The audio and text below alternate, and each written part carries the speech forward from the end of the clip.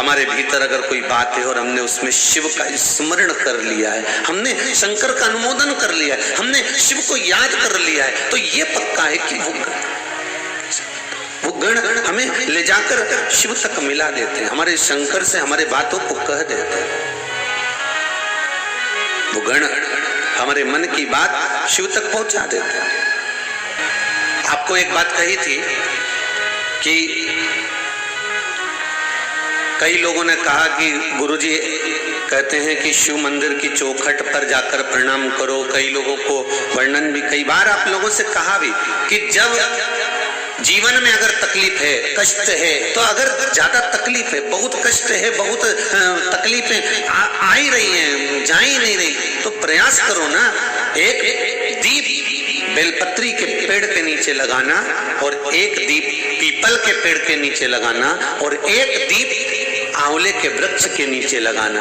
ये 3 जगह पर दिए लगाना प्रारंभ कर दिया।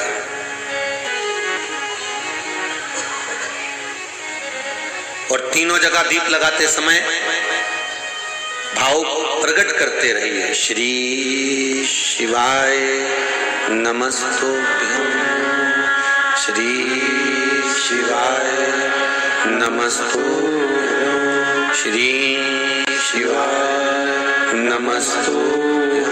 भाव प्रकट कर दो। वहां जब दीप लगाओ तो अपने मन की कामना कर बेलपत्री के वृक्ष के, और शुरुआत कहां से करना है? बेलपत्री के वृक्ष से शुरुआत करना।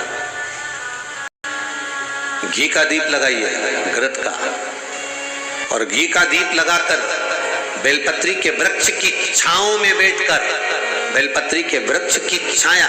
अच्छा, कई लोग को उपाय जब बताया जाता है तो इतने समझदार लोग हैं कि जो गमले में बेलपत्री का पेड़ है ना, उसमें उपाय करते हैं।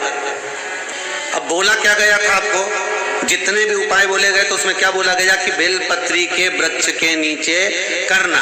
अब इनने काय में करा? वह गमले में। अब तुमने गमले में करा तो गमले में पेड़ इतना बड़ा, पौधा इतना बड़ा, उसकी छाया अपने ऊपर आ रही है क्या? उसकी छाया हमारे ऊपर पड़े तब तो वो वृक्ष कुछ फल प्रदान करे।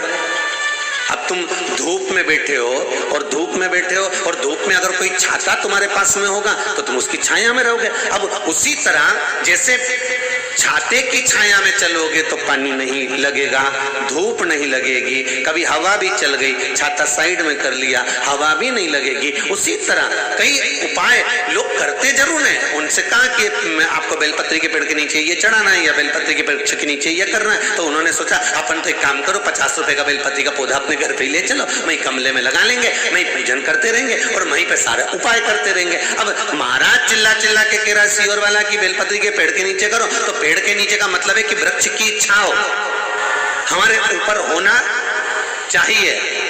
आशीर्वाद का मतलब जानते हो ना सभी लोग, कि किसी को प्रणाम करो तो उसके हस्तकमल की छाया, जिसको तुमने प्रणाम करा है, जिसको तुमने नमन करा है, उसके हस्तकमल की छाया आपके ऊपर पड़ना चाहिए।